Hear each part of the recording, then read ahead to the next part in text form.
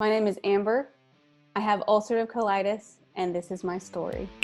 Welcome to episode 7. Tonight I am sitting down with Amber, the woman behind Colitis Ninja. I'm sure you've seen her on Instagram with all of her illustrations coming up all over the place. And me personally, I've found them to be amazing. I literally can't believe the talent that this person has. And with that, she's also married with kids, holding up a household, along with having ulcerative colitis. Okay, so Amber, walk me through your life prior to being diagnosed. Okay, well, I was just like everybody else. I was on my own. I lived in my own apartment by myself with my cat, and I had a good job, and I was a student of Shotokan karate. I was about 6 months away from black belt, and I had a steady boyfriend, serious boyfriend, and so not a care in the world really, just living life. So when did you start having symptoms? How old were you, and what was going on in your life at that point? I was 26. Like I said, I had a steady boyfriend, and he actually lived 3 hours away from me. And it was around New Year's that I started having digestive issues. I started seeing blood in the toilet and diarrhea and all that stuff. And, like everybody else, I kind of ignored it and kept it to myself. I didn't tell anybody about it because, your problems in the bathroom are taboo. You don't want to talk about that. Not even with your doctor. You don't really want to mention it. So finally, after about a month, I said, this is pretty bad. I should probably go to the doctor. I went to the doctor. She gave me some antibiotics and gave me a stool sample kit to take home with me if things didn't get better. And I didn't really. I kind of downplayed the whole I'm bleeding in the toilet, but I probably should have been a little more serious about it. But you don't really want to talk about it. So I went home. Things didn't get better. I did the stool sample kit thing, took it back to the doctor, and that's when she realized, oh, she really is bleeding more than a normal person should with any kind of hemorrhoids or anything. So she scheduled me for an emergency colonoscopy the next day, and she did some more blood work, and about a week later, I had my diagnosis of ulcerative colitis. Oh, wow. And how were you at the time going from initially getting these symptoms? How was it making you feel as a person? Were you scared? I was scared. I was embarrassed. I remember finally at one point before I had the colonoscopy, I finally tried to call my mom. My mom has Crohn's disease, but we didn't realize it could be hereditary at the time. And couldn't get a hold of her, so I called my boyfriend, the man I'm married to now, and I said, I'm really not feeling well. I was laying in bed, pain that I've never felt before in my abdomen, and I called him and I said, I'm really not feeling well. I don't know what's going on. And he's had some issues with people in the past who were hypochondriacs. They thought they had everything wrong with them. And so he thought that maybe I was, had those tendencies too. And he told me, well, you just need to go to the doctor. You just need to go to the doctor. You need to find out what's wrong. And he said, there better be something wrong with you. And he ate his words later, but it was a really scary time because I felt alone. Mm-hmm. And, you don't talk about those things with people. And I didn't want to talk to him, but after he said what he did, I said, well, have you ever seen blood in the toilet? And he said, no, but you better go to the doctor and there better be something wrong with you. So I felt very alone. And whereabouts in America are you? I'm in, at the time I was in Mississippi. That's the South. It's between Florida and Louisiana. And now I'm in Louisiana. And is that where you're born and bred? You're born and bred sort of in the South? Yes. So is there any sort of social implications that you felt around that and coming towards a diagnosis of IBD? Well, like I said, you don't really talk about, bathroom issues, and I was always shy about anything anyway, and I was always healthy. And so the idea that I might be sick, like seriously sick, or I even sometimes often felt like I was disgusting because, poo is not something that's, it's not clean, but and actually something that made me feel worse about the bowel issues is when I took my stool sample in to the doctor's office, the nurses were like, I remember I was in the same room with them, and we were in the lab, and I was sitting next to some other guy who was getting some labs done, and I watched quietly as one of the nurses opened the bag of the stool sample, and she was like, "Oh my God, what is that?" And the other nurse was like, "What?" And she's like, "Come here." And I was like, oh my gosh, I just want to die. Because she's sitting there opening my stool sample, in front of me and everybody else. And she's making a big deal about it. And she's like, what is that? And the other girl was like, yeah, that's a stool sample. And she's like, oh my God, whose is it? And so they started talking about me. And so when they finally got through with whatever they were doing, the nurse came back to me to take my bloods. And she said, so what is your name? And I said, Amber Paulson. And you could have cut the air with a knife. I mean, the silence was so like, they were like, oh, we just totally did this in front of the patient.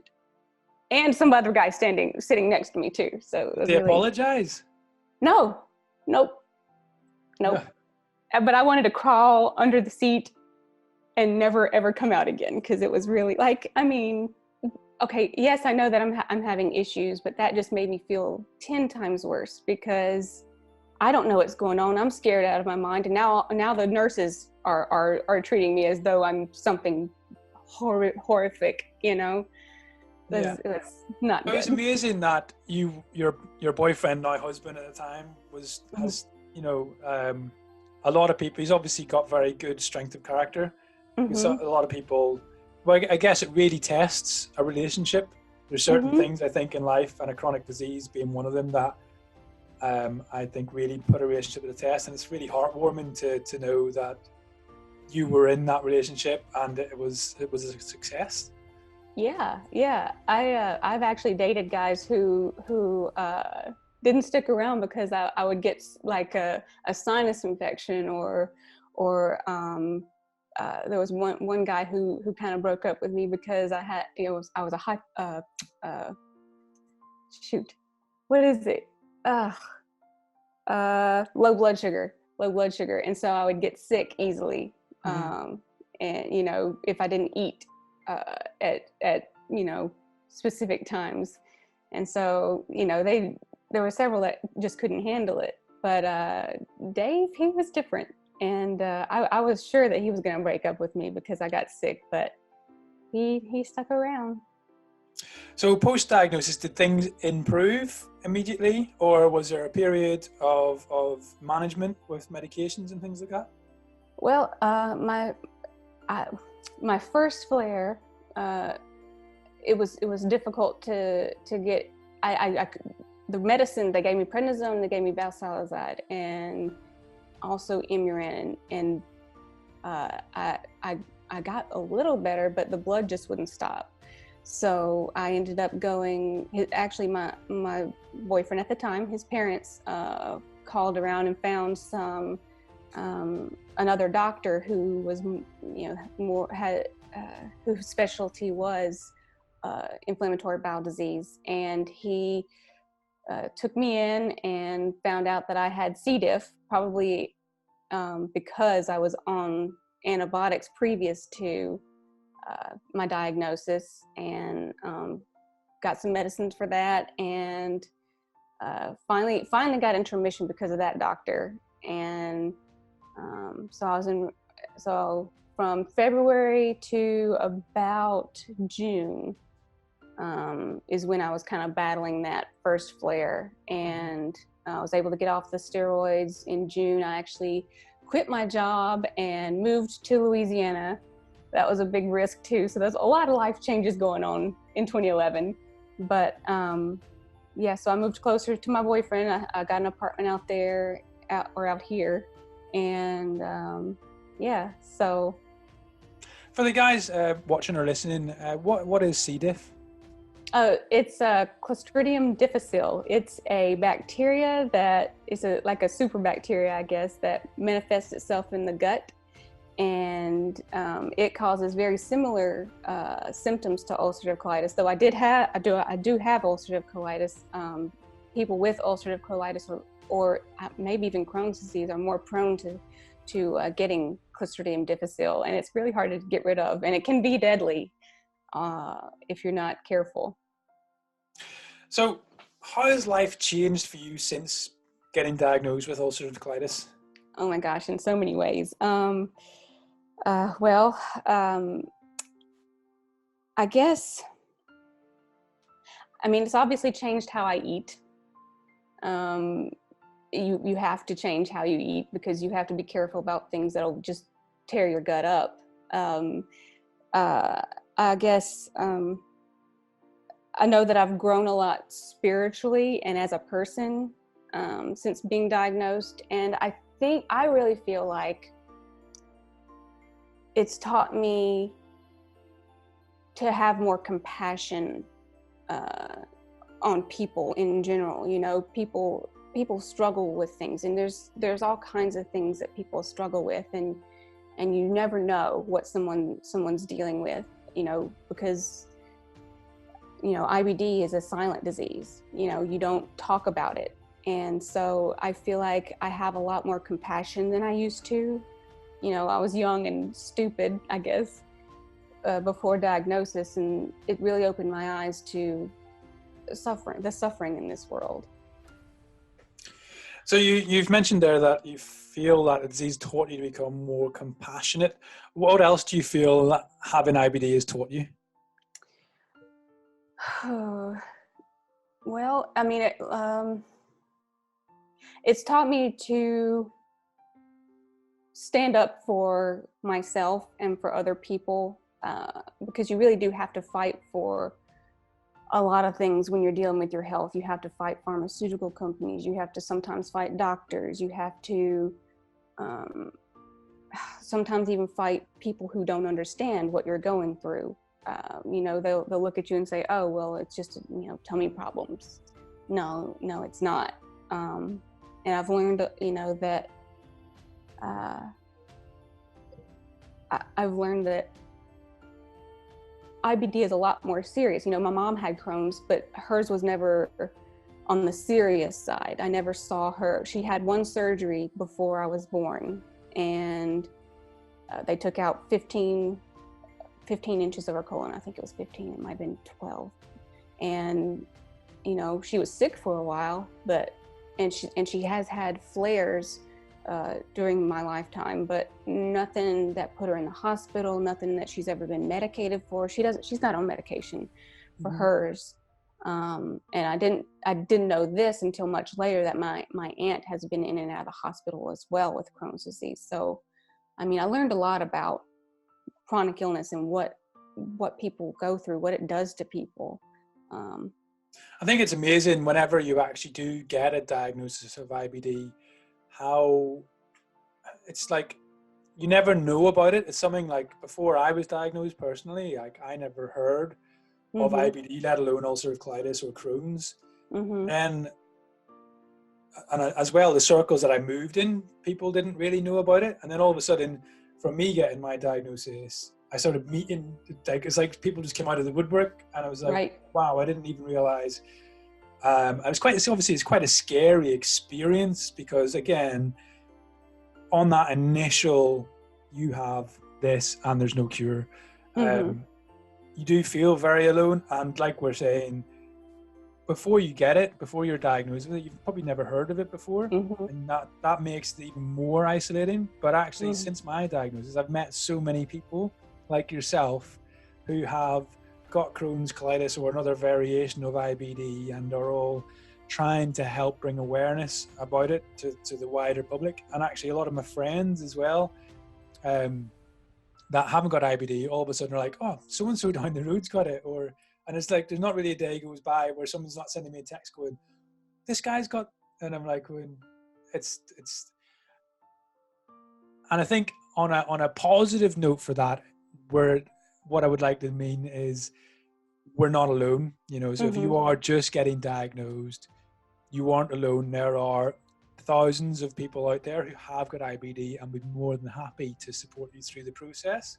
Right. The sad element of it is that it's the number of people being diagnosed with IBD is increasing. And obviously there is yet to be found a medical cure other than surgical. But yeah, so during your journey then, how did you come across Colitis Ninja, and where did Colitis Ninja come from? Well, I was in the deepest, darkest part of my disease. And I think I was in my third flare at this point. I can't remember. I think it was my third flare. And I was working, I'd gotten married in 2011. So I was diagnosed in 2011, I moved in 2011, then I got married in 2011. So all those changes at once. And then in 2013 was when my third flare started.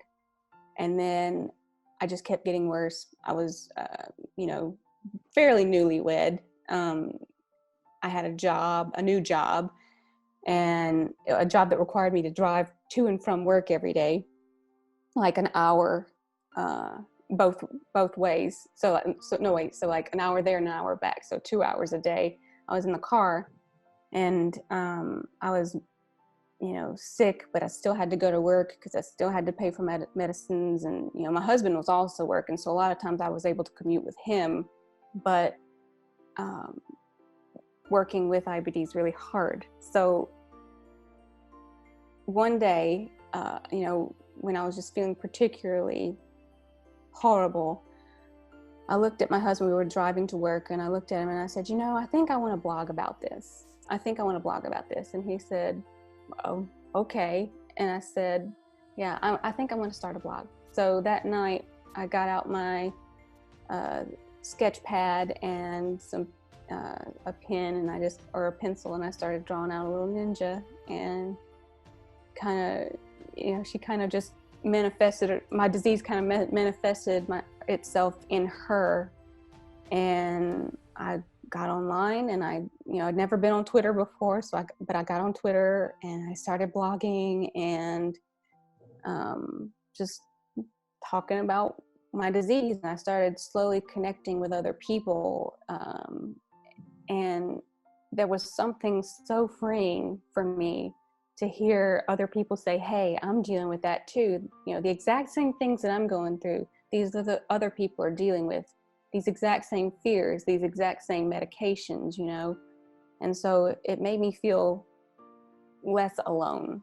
My husband was very good, about being there for me. But, he told me right before I decided to blog, he told me, he said, Amber, you need to do something to help get you out of this, because, you're dragging yourself down and you're dragging me with you. You're going to have to pull yourself out of this. He said, because I can't help you. And so I guess I wouldn't say necessarily that the Colitis Ninja saved my life, but I think in a lot of ways she saved me from myself, going deeper and deeper into despair. Oh, it's amazing that, you found the strength from creating an alter ego to save yourself, save your marriage, save your life. And it's obviously got a lot of credit there, I think. How long have you been doing the blog for now? Let's see. I started on March 18th of 2014. So let's see, 13, almost 7 years. Wait, is that right? No, wait, no. Almost 6 years. So I must have picked you up literally as you must have just been starting, because I think I stumbled across you on Twitter when I was in hospital, having my second surgery for my JPouch. Wow. and yeah, I can't confess to be religiously following the blog, but I remember falling upon it, and I was like, oh wow, this person's actually writing about it. And at the time I had no concept of ever doing anything like this. Right. But it made me feel less alone, which I believe was the intent. Mm-hmm. Do you want to tell the guys where they can find your blog? It's www.colitisninja.com. And I haven't been very religious in blogging lately with my toddler, but that's where you can find my blog posts, a lot of the information that I've gathered through the years. Yeah, and I think despite the fact that you might not have blogged recently, there's a lot of great insight within the blog, and just scrolling through the backlog of all the posts previously will help so much to anyone who's actually going through the same process, in my own personal opinion. What advice would you give to someone who's newly diagnosed? Well, I would definitely tell them to find support. And if you think you don't need support, you do, or you will at some point. Like I said, I was spiraling out of control in my darkest point. And while my husband was very supportive,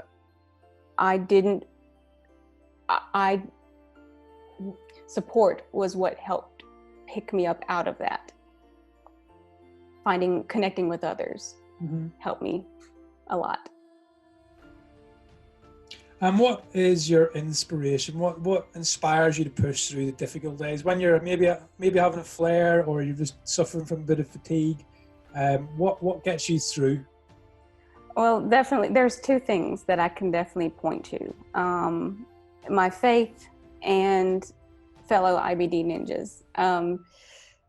In 2 Corinthians 12, the Apostle Paul talks about a thorn in his flesh. I don't know if that was a literal physical thorn in his flesh or something spiritual, or I don't know, but he prayed that God would take it away from him. And God told him, my grace is sufficient for you. My power is made perfect in your weakness. And so that's a verse that's always kind of helped me keep going. And I feel like during the trials, during the hard times, God does sustain me, and one of the ways that he does that is through, people who follow me, people who are also dealing with the same, diseases, the same problems. I can reach out to them, and they're always there to encourage me and, help me get through those things. So that's why I say, support is so, so, so important when you're dealing with a chronic illness. So what's the other character called? It Fiery Gut? Toxic Megacolon. Yeah. So I noticed there's been a character that's popped up on your Instagram feed more recently, and sorry, what was it again? Toxic Megacolon. Let me see. This character, Toxic Megacolon. Where did he come from, and what's his story? Okay, so he embodies the bad guy, which is our gut. He starts out as this cute little, colon, and he kind of gets the Hulk thing going. So he gets mad, and he slowly morphs into this horrible beast that turns into eventually Toxic Megacolon. I've never had Toxic Megacolon, by the way. I should probably clarify that, but Toxic Megacolon is the probably worst thing that could happen to somebody with their gut. And so that's kind of how it goes. But he starts out as this little bitty happy colon, and then starts flaring up, and slowly it builds and builds and builds until he's this fiery monster, kind of like a snake almost in his appearance. And he's the bad guy. Crazy. And what's happening next in the Colitis Ninja series then? Are you working on a number of illustrations at the minute? Well, I've been, I was, right before I got pregnant with my daughter, I had announced that I was going to do a graphic novel, and Well, that's kind of been a slow going process, and I'm really still trying to get that done slowly and steadily. But my goal is to finish it. I feel like it'll help a lot of people not only understand their own disease, but also explain it to the people in their circle, you know? So um, I'm very passionate about it. And there are times where I just wish I could sit down and draw for hours and hours and hours, because I've got a script. I've got the basic illustrations of how I want it to look, but nothing is, finished and nothing has come together yet. So I still want to keep putting out, blogs and information about these diseases. But my ultimate goal is to finish that graphic novel. Yeah, I think obviously you've got the passion there, which will drive this. And I think one of the things that's clear is for a lot of people with this disease is real life actually, happens and gets in the, I don't want to say gets in the way is the wrong word. No, but I know what you're saying. Yeah. Real life is real life, and it's going to happen. And I think for us, it can be more difficult. Certainly for me, starting up this podcast / vlog, trying to get involved in Instagram, YouTube, and be a bit of an advocate and invite guests like Amber across to share their stories it's a lot of work when you're trying to balance it against the family. And I think people in our community would agree that I like to think of my energy levels as chips, like poker chips. And I only have so many in a day, and some days you've ended up cashing them all in just from day-to-day life. And I think that's something to be aware of when you're struggling with IBD. You may not be able to get it all in, and just sometimes we need to be a bit more protective of our chips and not go pot committed. It's too early. Right. And then some days you got to go pot committed, and you just got to roll with it. And I think that's particularly with a new family. I'm certainly pot committed a lot. So yeah, it's definitely a struggle. And I talked to Razi. I don't know if you've ever came across Ismail. He's got a site called Razi Blog on Instagram. Sorry, he's got a page on Instagram called Razi Blog, and he does a mental health movement called Hidden Spoons. And he was one of my first interviewees, and we talked a lot about post-life or pre-diagnosis guilt, where we're comparing ourselves to who we were before we became sick, and asking ourselves, why can't I be that guy anymore? I think that's one of the big struggles that a lot of people have. I don't know how you feel about that. Oh yeah. Sometimes you do compare yourself to your former self, and even people around you, and think, oh well, I should be doing this and I shouldn't be, but you're not the same person. So yep, I get it. So one of the questions I've been dying to ask, because I think you do fantastically well in producing content, is how do you manage this doing Colitis Ninja and being there for the kids and stuff, and just maintaining your general health? Oh, that's one of the hardest questions ever, because I mean, the reality is I don't do well at managing it, because I guess I wasn't expecting. Okay, so it's hard for me to answer, but Colitis Ninja, ever since I started, the blog, I realized that she not only helped me through things, she also started helping other people, and that has I guess provoked in me a passion for helping others who are also suffering with the disease. So for the first, was it 3 years that I was doing Colitis Ninja, I was on fire. I was, traveling the country, talking to people, blogging almost constantly. I was very focused on getting content out and helping educate people and supporting them and all that kind of thing. And like I said earlier, I had just announced that I was doing a graphic novel when I found out I was pregnant. And she wasn't planned. So it kind of put a monkey wrench in my plans, and it has definitely slowed down my advocacy. It hasn't made me lose my passion for it in the least. In fact, there are times where I just said to myself, I would really just rather focus on my baby. Because she's the biggest blessing in my life. I didn't know what I was missing until she came into my life. And so I've told myself, I just really want to focus on her. I don't want to do this advocacy thing anymore. You get burnout. There's what is it? Compassion fatigue, I think is what it's called. And you just get tired.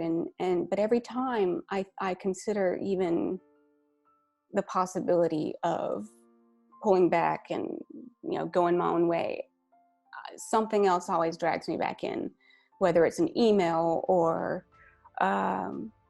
something in my own health, something with my own health happens, or when my friends is diagnosed or something like that. It always drags me back in. It reminds me of why I started doing it, or why I continued doing it. I started it for selfish reasons, but I continued doing it because I love helping people, and helping them has made this struggle worth it to me.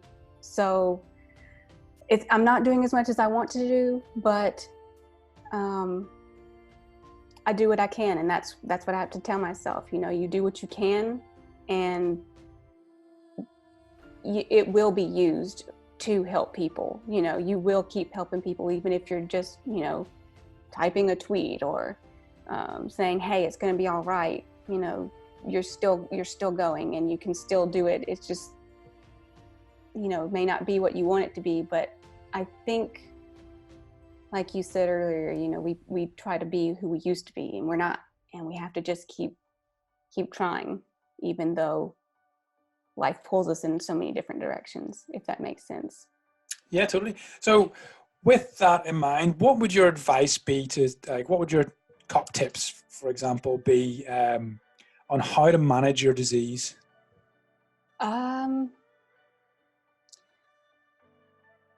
Well, like I know I say support a lot, but that's, like I said, very, very important. That's one of the number one things that I would tell anybody. Try to have good communication with your doctor. If you don't like your doctor, if you don't feel like he or she is, meeting your needs, find another one. No, that's not always easy, but it's important. This is your health. I would say fight for your health. Be your own advocate. Learn as much as you can about your disease, and everybody's diseases are different. What helps one person may not help another person. You have to find the right treatment, because we're all individuals. Our diseases are as individual as we are. So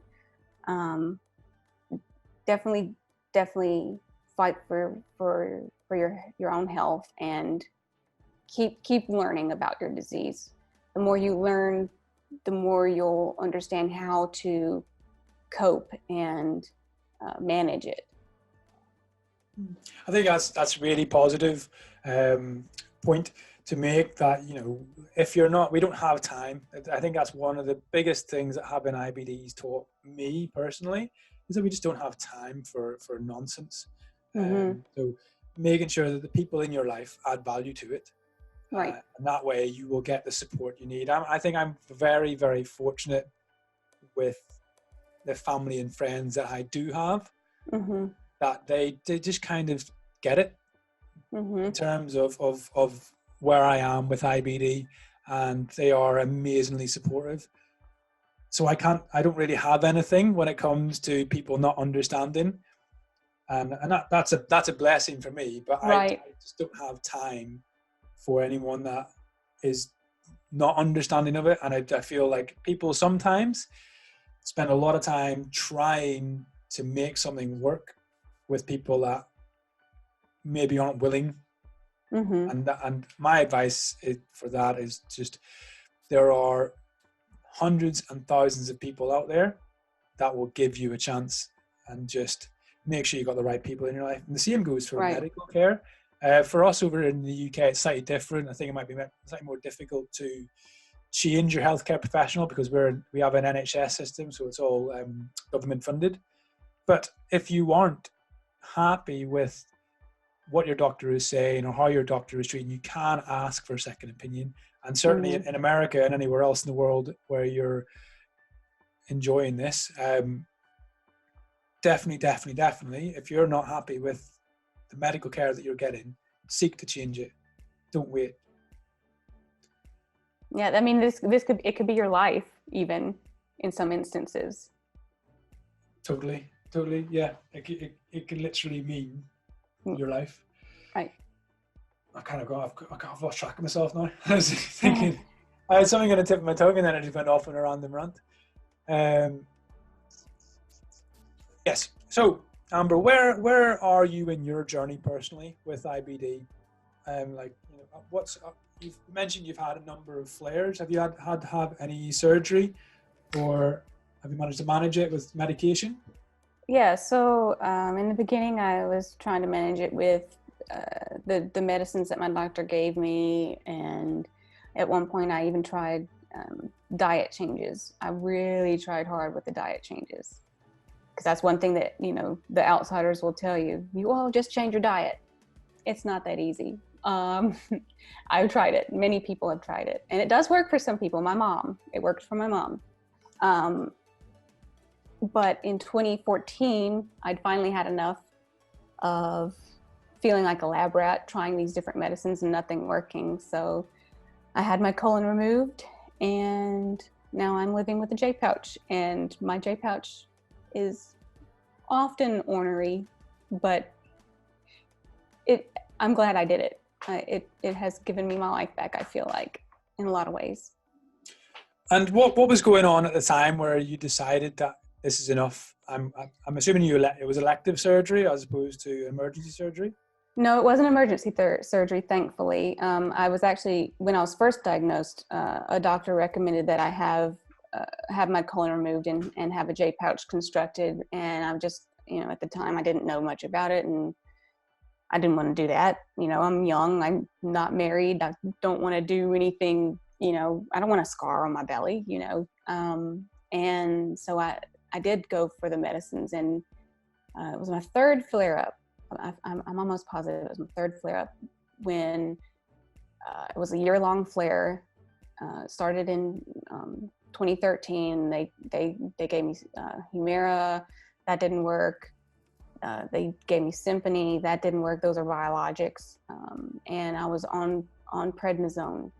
And I just could not get off the prednisone. And it was making me feel worse. You know how prednisone is, this demon drug.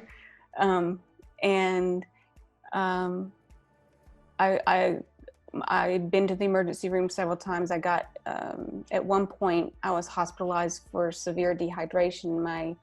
My GI at the time, I did not get along with him. I did not have a good relationship with that guy. But he came in while I was in the hospital. He looked down his nose at me and he said, "Why are you here?" And I'm like, I don't know. You tell me. You're the doctor.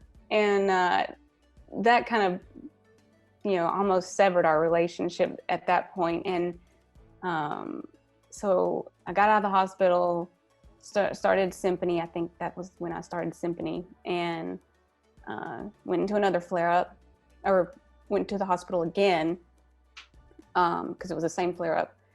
And I was in so much pain that I could not move. I was in my bed. Every time I rolled over, I had to run to the bathroom. And I would not only have diarrhea, but I would also throw up and be in so much pain that I just could not sleep. And my husband finally called the doctor and said, "I don't know what to do. She is not okay. She cannot survive like this." And he said, "Well, maybe you should just talk to a surgeon then." And so that's what we did. We called a surgeon, and he talked to us. I was, miserable, but he said, "Well, how about we go ahead and get this thing out, this week?" And I said, "Well, I'd like to get through my sister's wedding," because my sister was about to get married. And so he said, "Okay, well, we'll schedule it for after your sister's wedding, and we'll get this thing out." And I I hobbled down the aisle at my sister's wedding. I had hemorrhoids the size of grapes. My face was swollen and my joints ached. But I did it. I was there for my sister because that was more important to me. And 3 days later, I had my colon out. And how was that period for you emotionally and also for your relationship? Well, it was hard. It was scary. Very scary. I didn't understand why the medicines weren't working. I didn't understand why, my diet changes didn't work, because I tried everything I could to salvage my colon, and nothing was working. And at the time, I was just, you kind of feel numb at that point because you've been through so much, but you're also so tired of fighting. And if I didn't have the support I had, because I'd already started with Colitis Ninja. It was about a month before I found out I had to get my colon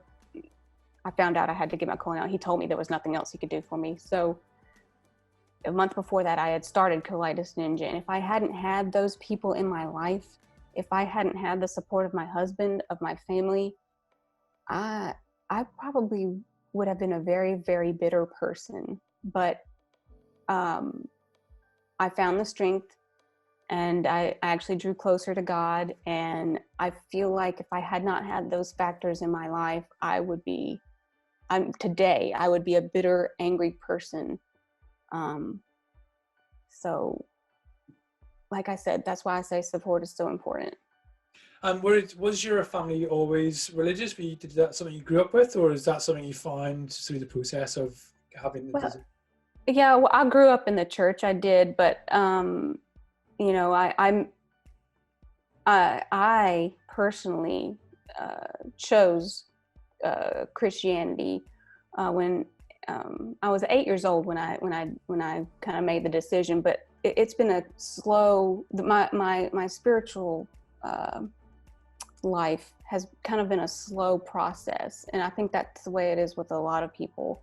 It's just been a slowly growing as a person, growing closer to God, and really clinging to Him in the darkest times of my life. Because I've had my disease definitely helped me develop that relationship on a deeper level. But there have been other times in my life as well that kind of helped me, grow spiritually, if that makes sense. Does that answer your question? Yeah, I think Christianity is I think most forms of religion are very, what's the word I'm looking for? I think they're very good at giving purpose to life, and very good at providing community, and very good at giving you that aspect of something more, a deeper meaning to the world. And I think, in times of dire need, and it's probably not the Christian teaching, but certainly in times of dire need, it's always something that you can fall back on. Being Irish, I was raised Catholic, and was something very much part of our lives. And although I dip my toe in and out, it's something certainly through the darkest times that I've always fallen back upon. And God, what's his name? What do you call the American actor, Clint Eastwood? It's like Clint Eastwood says, what's the movie? Heartbreak Ridge. That's it. So it's like Clint Eastwood says in Heartbreak Ridge, there ain't no atheist in foxholes. And I think that's probably one of the truest statements, having been in foxholes and going through those experiences. There definitely isn't. And whether people are praying to a God or whatever, there certainly is a belief and a hope, if nothing else, that there is something bigger that will save them. So yeah, like having faith, I think, from the people I've spoken to, is irrelevant of whether it's a God or not. Having a faith in something that is bigger is, I feel, such an important part of just getting through sometimes. Absolutely. What is your main goal with Colitis Ninja and your Instagram and your blog? What's your main goal message for those that you aspire to have follow you? Well, my main goal, I think being able to tell people that you can have a life outside of your disease is probably my main goal. Like I said, sometimes I struggle with whether or not I should continue, but something always pulls me back in, because people need to know that I've been through so many things over the course of my disease, but I have a life and I'm still a person. And something that people need to understand is there's a difference between having a disease and being, the disease being you, because the disease is not part of you. It's part of your life, but it is not your identity. Your identity is who you are. The disease is not who you are. It's what you have, if that makes sense. So being able to tell people that, you can go through these battles and you can have surgery and still, come through it, at least with a, somewhat normal life, is possible. And my life, what's normal for me is going to be different for somebody else. You just have to find that new normal after diagnosis, and you can. It may not always be easy. I'm still dealing with an active fistula from childbirth that's inoperable. So I deal with it. I keep going and do the best I can. So just keep going. Just keep going. It's okay. We're in this together. That kind of leads me on nicely to my next question. If you could pick one thing, what would you like your kids to take from your journey? Well, I definitely want her to know, I have one daughter. I want her to know that she can come to me with anything, whether it's some embarrassing conditions or something that she would consider embarrassing, like, I'm pooping blood, or she's made a mistake, or she has really hard questions about her faith or whatever. Any hard questions about anything, I want her to be able to come to me and talk to me about them. Don't be scared of anything. Don't be afraid to come to me with hard questions. Don't be afraid to tell me what's going on in her life. Be honest with me. I want that open communication, because I feel like if I had been more open with my mother, I probably would have gotten help sooner with my disease, and I probably would have been able to figure out sooner that I had a disease, instead of me just hiding it. I don't want my daughter to hide anything from me. I think that relationship, having somebody there to support you no matter what is going on in your life, is important. That's what I want her to do. I want her to know that she has support in me, if that makes sense. Yeah, totally. What's your hope for the future, sort of both with Colitis Ninja and with family, professionally? What's your hopes for the future? Well, personally, I hope that there's a cure one day, that people don't have to deal with medicines or surgery anymore. But I guess professionally, I want to keep doing Colitis Ninja. That's something that, like I said, I'm very passionate about. I want to keep working on Guts of Fury. I want to keep blogging. I want to keep providing that information and support for other people. But also, I want to also make sure that my family is my top priority, because they are my future. They are, Piper's mine. I want her to know that she's more important to me than anything else. She and my husband are extremely important to me. So I want them to, I don't want anything else to, I guess, take their place. I don't want to let my passions, my professional passions, be more important than they are, because they'll be there long after my blog's gone. You know what I mean? Totally. Not I don't want my blog to be gone. Let me make that clear too. I'm not saying that. Yeah. So it kind of brings me on again to my next question, which I personally have been asked, both directly and indirectly, about starting a family with having IBD. What advice would you give to someone who has IBD or just a chronic disease and are thinking about starting a family? Because I know a lot of people worry about balancing their IBD off against, like most normal, healthy people. This is the biggest struggle of their lives. What advice would you give to someone who's got IBD and is thinking about starting a family? Well, I would tell them that it is definitely possible. When my mom got pregnant with me, a nurse tried to tell her that she would die in the process. I don't know where the nurse got this information, but my mom had 5 children actually. And my aunt, who also has Crohn's disease, has 3 children. I know a lot of IBDers who have children.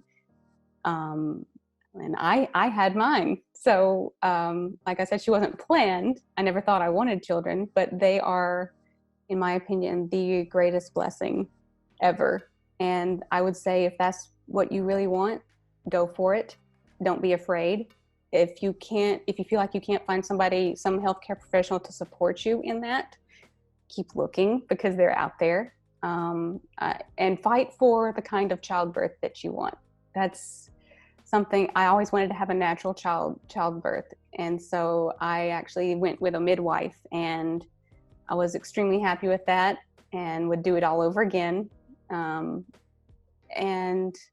yeah, so it's possible, and I'm living proof of it. So definitely you can have children. What's been your biggest struggle in starting a family? Biggest struggle? Honestly, self-sacrificing aspect of it, because you have to sacrifice a lot in order to raise your family. And you have to kind of submit to sleepless nights and dirty diapers and screaming, and so you definitely have to put aside your personal needs in a lot of ways. And yeah, the self-sacrificing is definitely the hardest, because we're all, to some degree, we're all self-centered individuals, but you also have to remember that there needs to be a balance to take care of yourself as well. And that's also difficult. So you can go from one extreme to the other. So you have to be careful and find that balance. I think that's something that's one of my worries with my family, is I a lot of times feel like I'm a slow puncture. And I'm just, even if I give myself my full 8 hours and get like perfectly healthy, for whatever reason, I'm just constantly starting to deflate again. And like the sleep is one of the biggest things. I kind of got into a cycle with my JPouch where I become a light sleeper. So my wife sleeping next to me kind of keeps me, even though she's not a terrible person to sleep next to. She's quite a quiet sleeper, relatively speaking. But I can hear every time she moves, it's like, oh God, I'm still awake. And I'm just wondering, how do you manage with sleep and things as a fellow JPouch and also a parent? What is it like for you dealing with the sleep debt? Oh gosh. So when I remember when I first got my JPouch, it was really, really hard. I don't know how often this happens with other people, but in the beginning, I would poop myself at night.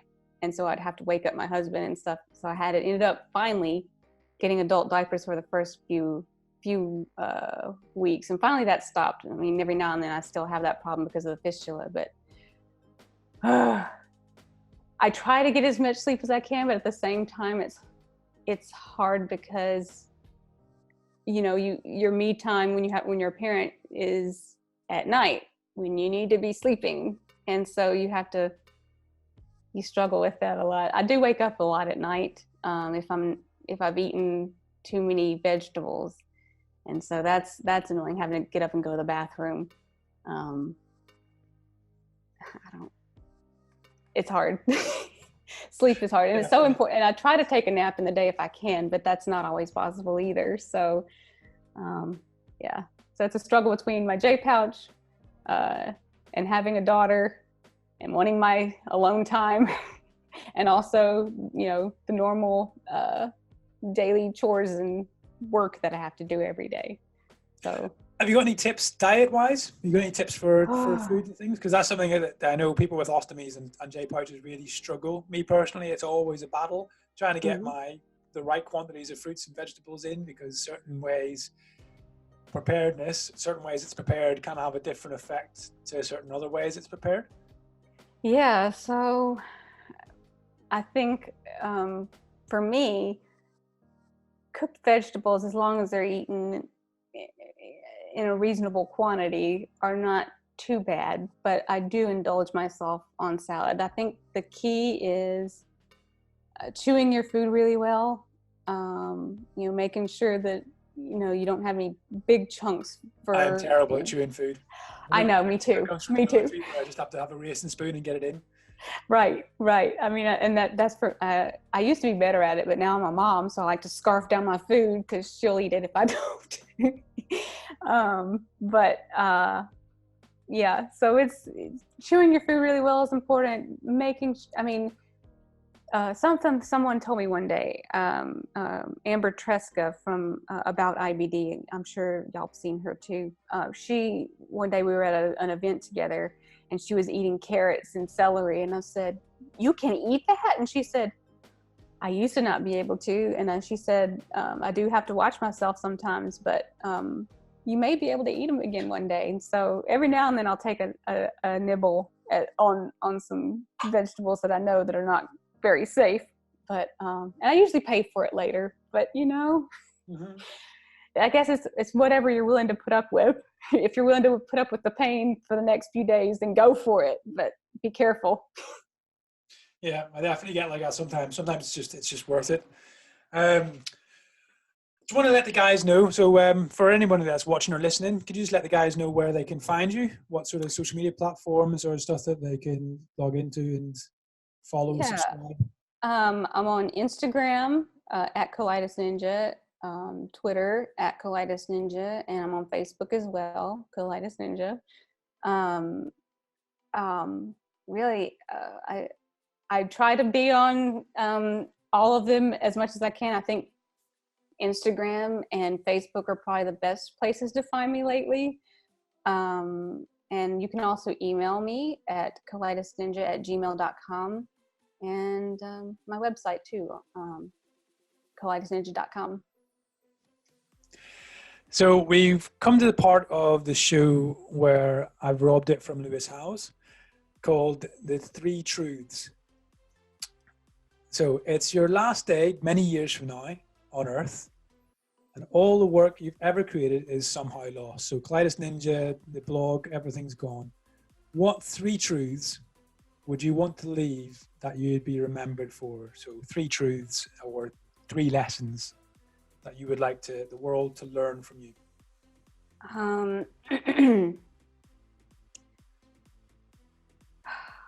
This is a really hard one too.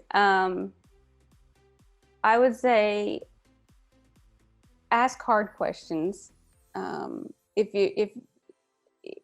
For me, the first thing is ask hard questions about religion. Find the truth. To the best of your knowledge, ask the hard questions. No matter if it's about Christianity or Buddhism or Hinduism or whatever, ask the hard questions. If you find the truth, you will be more at peace, I feel like. That's number 1. Ask hard questions. Number 2, family is extremely important, and making sacrifices to keep that family functioning well and keep those relationships strong and healthy. Focus on your family and really build those relationships there, because they're going to stick with you.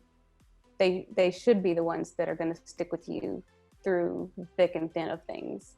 Know who your friends are, know who those people are. So relationships, asking hard questions, and finally, I guess I would want people to know that I truly do care about them.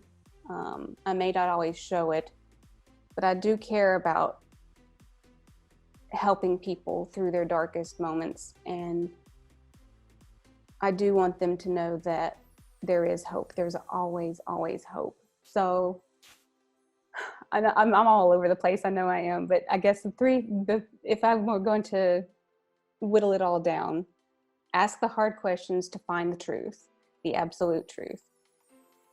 Stick with, make sacrifices for the people who are in your life, those who really show that they are there through the thick and thin. And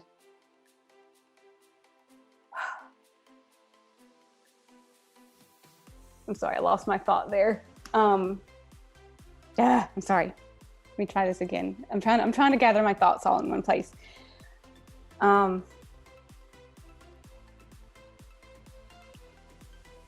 Seek truth. Make sacrifices for the ones who are there for you. You will know who those people are by what they do, and whether or not they stick with you. And there's always hope. So I think that's it. I think that's what I want to say. I think that's a great way to end it. Really, really beautiful thoughts there to end on. You know, asking the hard questions, making sure to build the relationships with those you love, and to remember there's always hope. I think that's really good. Amber, thank you so much for coming on. It's been a real pleasure chatting to you. Absolutely.